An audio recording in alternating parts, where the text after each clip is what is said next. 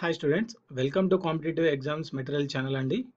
ఈ వీడియోలో మనం పంచాయతీ సెక్రటరీ స్క్రీనింగ్ టెస్ట్ సిలబస్లో topic 2 basics of general science and the relevance to day to day life. So basics of general science and the relevance to day life. ఈ టాపిక్లో previous ఇయర్స్లో వచ్చిన క్వశ్చన్స్ని ఈరోజు మనం నేర్చుకుందాం.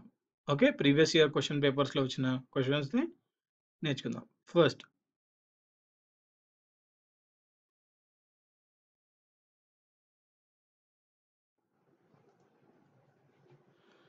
కోసిన తర్వాత 2-3 వారాల్లోనే తన పూర్వస్థితిని తిరిగి దాదాపు 80% వరకు పెంచుకునే సామర్థ్యం ఉన్న మానవ శరీర అవయవం ఏది?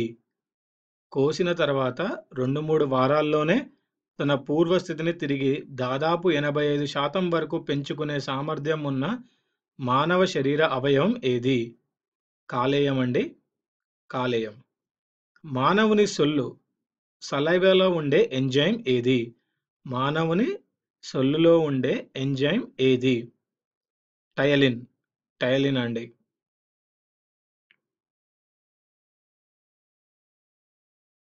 నెక్స్ట్, రూట్ కెనాల్ థెరపీ వేటికి సంబంధించిన చికిత్స? రూట్ కెనాల్ థెరపీ వేటికి సంబంధించిన చికిత్స? దెబ్బతిన్న పళ్ళ కోసం వాడే చికిత్సని రూట్ కెనాల్ థెరపీ అంటారండి. నెక్స్ట్, మానవుడిలో అతిపెద్ద గ్రంథి ఏది? మానవుడిలో అతిపెద్ద గ్రంథి ఏది? కాలేయం అండి. సో కాలేయం వచ్చేసి మానవునిలో అతిపెద్ద గ్రంథి. నెక్స్ట్, మానవ ఉదరంలో ఉత్పత్తి అయ్యే ఆమ్లం ఏది? మానవుని ఉదరంలో ఉత్పత్తి అయ్యే ఆమ్లం హైడ్రోక్లోరిక్ ఆమ్లం, హైడ్రోక్లోరిక్ ఆమ్లం. నెక్స్ట్, కింది వాటిలో సరైన వరుస క్రమం ఏది? కింది వాటిలో సరైన వరుస క్రమం ఏది? గడ్డి, కీటకం, పక్షి, పాము. గడ్డి, కీటకం, పక్షి, పాము.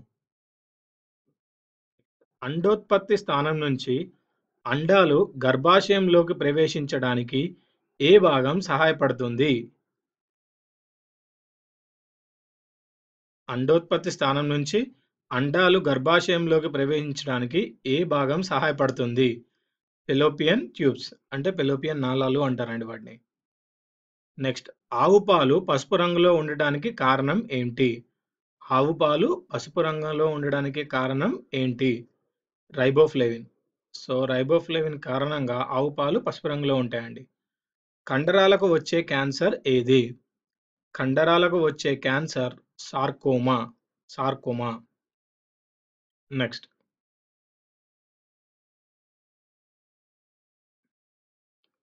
నేత్రదానంలో దాత తన కంటిలోని ఏ భాగాన్ని దానం చేస్తాడు? నేత్రదానంలో దాత తన కంటిలోని ఏ భాగాన్ని దానం చేస్తాడు? కార్నియా అండి, కార్నియా. నెక్స్ట్, పాలిష్ చేసిన బియ్యాన్ని ఎక్కువగా తీసుకుంటే ఏ విటమిన్ లోపిస్తుంది? పాలిష్ చేసిన బియ్యాన్ని ఎక్కువగా తీసుకుంటే ఏ విటమిన్ లోపిస్తుంది? B1. ఏ విటమిన్ లోపం వల్ల చిగుళ్ళ నుంచి రక్తస్రావం అవుతుంది? ఏ విటమిన్ లోపం వల్ల చిగుళ్ళ నుంచి రక్తస్రావం అవుతుంది? విటమిన్ సి లోపం వల్ల. నెక్స్ట్, తాడు రక్తం కార్డ్ బ్లడ్ అంటే ఏమిటి? తాడు రక్తం కార్డ్ బ్లడ్ అంటే ఏమిటి? మాయకాండ కణాల నుంచి వృద్ధి చెందిన రక్తం. మాయకాండ కణాల నుంచి వృద్ధి చేసిన రక్తాన్ని కార్డ్ బ్లడ్ అంటారండి, కార్డ్ బ్లడ్. నెక్స్ట్,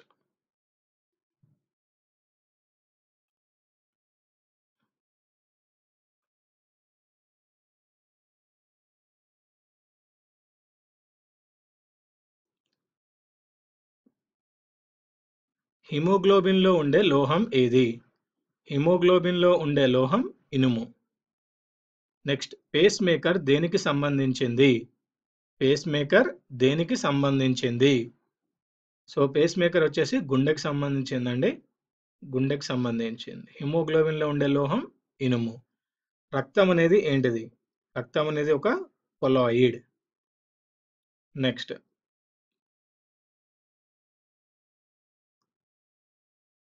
శిశువు పితృత్వాన్ని నిర్ధారించేందుకు ఏ పరీక్ష నిర్వహిస్తారు?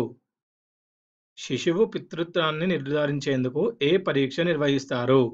DNA, finger printing. So, DNA and finger printing method ద్వారా శిశువు పితృత్వాన్ని నిర్ధారిస్తారండి.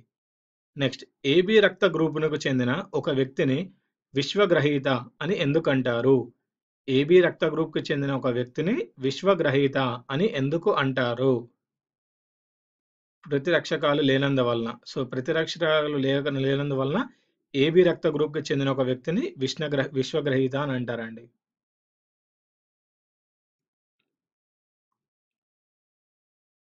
నెక్స్ట్, సిరా రక్తాన్ని ఆక్సిజన్ కోసం ఊపిరితిత్తులకు చేరవేసేది ఏది? సిరా రక్తాన్ని ఆక్సిజన్ కోసం ఊపిరితిత్తులకు చేరవేసేది ఏది? ఉపుస ధమనులు. ఉపుస ధమనులు. నెక్స్ట్, చాలా కీటకాలు గాలిని సంగ్రహించే పద్ధతి ఏది? చాలా కీటకాలు గాలిని సంగ్రహించే పద్ధతి ట్రాకియల్ వ్యవస్థ ద్వారా. సో, ట్రాకియల్ వ్యవస్థ ద్వారా చాలా కీటకాలు గాలిని సంగ్రహిస్తాయండి. నెక్స్ట్, బయోగ్యాస్‌లోని ప్రధానాంశం ఏది? బయోగ్యాస్‌లోని ప్రధానాంశం మీథేన్. మీథేన్. నెక్స్ట్, ఆక్సిజన్ లేకుండా ఒక జైవిక పదార్థాన్ని విచ్ఛిన్నం చేయడం ద్వారా ఏ వాయువును ఉత్పత్తి చేయవచ్చు? ఆక్సిజన్ లేకుండా ఒక జైవిక పదార్థాన్ని విచ్ఛిన్నం చేయడం ద్వారా ఏ వాయువును ఉత్పత్తి చేయవచ్చు? బొగ్గు పులుసు వాయువు అండి. నెక్స్ట్, ఆల్కహాల్‌ను తయారు చేయడానికి ఏది అవసరం? ఈ కింది వాటిలో ఆల్కహాల్‌ని తయారు చేయడానికి ఏది అవసరం? శీలింధ్రాలు, ఈస్ట్ అంటారండి. ఈస్ట్. నెక్స్ట్, పురుషుడి గొంతు కంటే స్త్రీ గొంతు కీచుగా ఉంటుంది. ఎందుకు? పురుషుడి గొంతు కంటే స్త్రీ గొంతు కీచుగా ఉంటుంది. ఎందుకు? అల్పకంపన పరిమితి వలన. అల్పకంపన పరిమితి వలన పురుషుడి గొంతు కంటే స్త్రీ గొంతు కీచుగా ఉంటుంది. నెక్స్ట్, సిలికోసిస్ వ్యాధి ఏ అవయవానికి సంక్రమిస్తుంది? సిలికోసిస్ వ్యాధి ఏ అవయవానికి సంక్రమిస్తుంది? ఊపిరితిత్తులకండి. నెక్స్ట్, మొదటిసారిగా కృత్రిమంగా తయారు చేసిన జీవ సమ్మేళనం ఏది? మొదటిసారిగా కృత్రిమంగా తయారు చేసిన జీవ సమ్మేళనం ఏది? యూరియా. సాధారణంగా మూత్రం ద్వారా విసర్జితమయ్యే పదార్థం ఏది? సాధారణంగా మూత్రం ద్వారా విసర్జితమయ్యే పదార్థం క్రియాటిన్. నెక్స్ట్, మానవ కిడ్నీలో ఏర్పడే రాళ్లలో అధికంగా ఉండేది ఏది? మానవ కిడ్నీలో ఏర్పడే రాళ్లలో అధికంగా ఉండేది calcium oxalate. Calcium oxalate.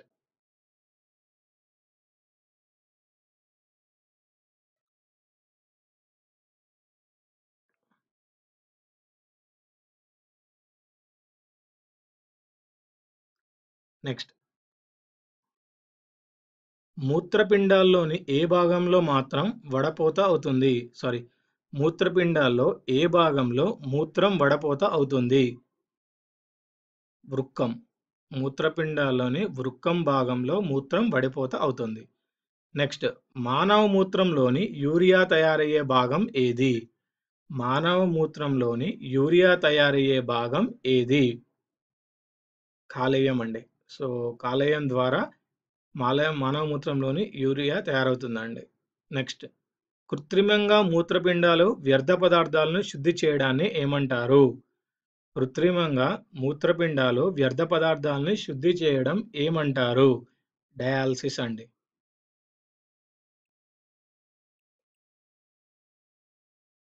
Next, చక్కెర వ్యాధిగ్రస్తుని మూత్ర నమూనాలో ఉండేది ఏది? చక్కెర వ్యాధిగ్రస్తుని మూత్ర నమూనాలో ఉండేది ఏది? గ్లూకోజ్. నెక్స్ట్, క్లోమం అనేది ఏంటిది? క్లోమం అనేది ఒక అంతఃస్రావ బహిస్రావ గ్రంథి. క్లోమం అనేది అంతఃస్రావ బహిస్రావ గ్రంథి. నెక్స్ట్, శరీరంలో తాప నియంత్రణను కలిగి ఉన్న గ్రంథి ఏది? శరీరంలో తాప నియంత్రణను కలిగి ఉన్న గ్రంథి పిట్యూటరీ గ్రంథి లేదా హైపోథాలమస్ అంటారండి. పిట్యూటరీ గ్రంథి లేదా హైపోథాలమస్. నెక్స్ట్, మానవ శరీరంలో యాడమ్స్ యాపిల్ అని పిలిచే గ్రంథి ఏది? మానవ శరీరంలో యాడమ్స్ యాపిల్ అని పిలువబడే గ్రంథి థైరాయిడ్ గ్రంథి అండి. నెక్స్ట్, తన జాతి జీవులపై ప్రభావం చూపే జీవ శరీరం నుంచి బాహ్యంగా స్రవించే సమ్మేళనాన్ని ఏమంటారు? తన జాతి జీవులపై ప్రభావం చూపే జీవ శరీరం నుంచి బాహ్యంగా స్రవించే సమ్మేళనాన్ని ఏమంటారు? ఫిరోమోన్స్. ఫిరమోన్స్. నెక్స్ట్, పాల పొదుగు నుంచి చూషణ ద్వారా పాలను స్రవించేందుకు తోడ్పడే హార్మోన్ ఏది?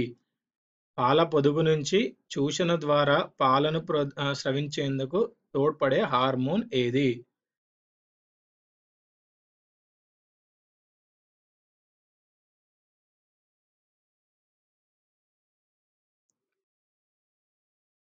ఆక్సిటోసిన్.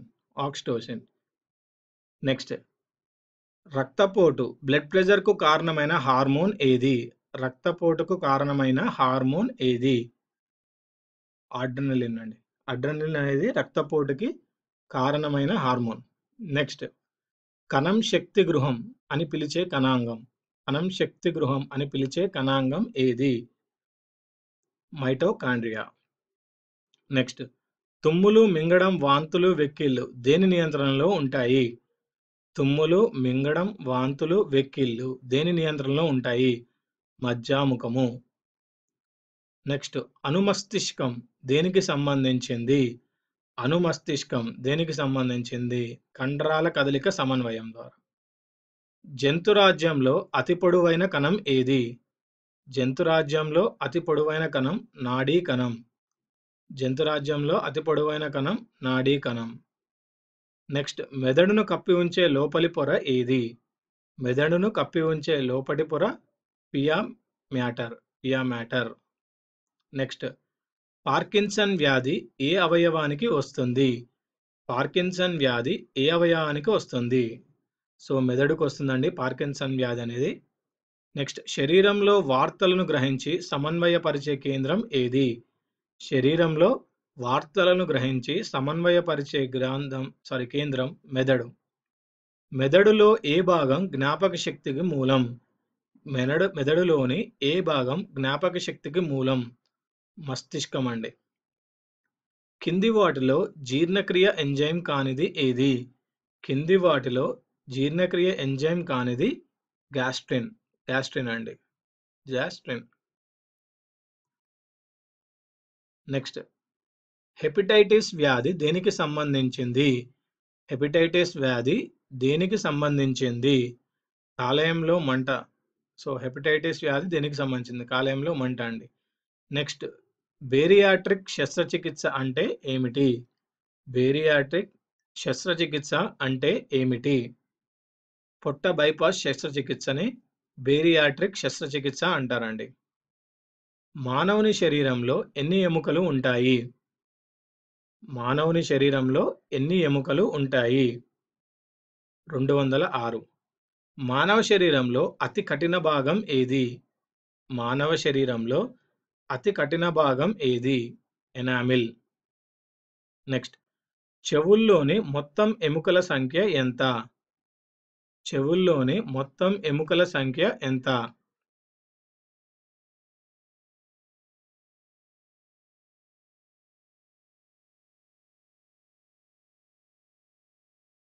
6 అండి. సో చెవుల్లోని మొత్తం ఎముకల సంఖ్య 6.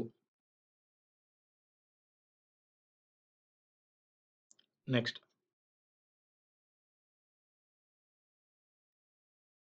దంతక్షయాన్ని అరికట్టడానికి నీటి సరఫరాలో కలిపే రసాయన పదార్థం ఏది?